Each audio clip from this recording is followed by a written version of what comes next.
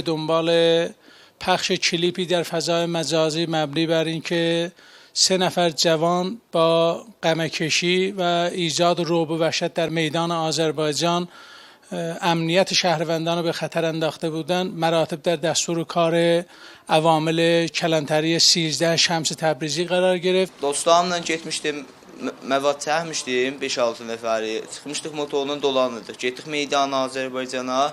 همکاران در کمتر از 24 ساعت تونستن این نفرات رو شناسایی بکنن و نفر اصلی که قمه به دست بود امروز صبح دستگیر شد. Motorun üstündə qəmətol idim.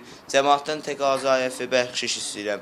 Bağışlayın mən, iştibah işləyirdim. خانواده‌های محترم مواظب فرزندان خودشون باشن و مراقبت بکنن و اجازه ندن فرزندانشون مرتکب موارد خلاف قانون بشن. Nə mən vaxtına raqibət var, nə qəmə çəkmə. Bu işlər də hər kəs görsə polis tutacaq. Axır raqibət yox. نفراتی هست که با ایجاد رعب و وحشت امنیت شهروندان رو به خطر بندازن، بدونن که پلیس همیشه در کمین اینا برخورد قاطع به آن نفرات خواهند کرد.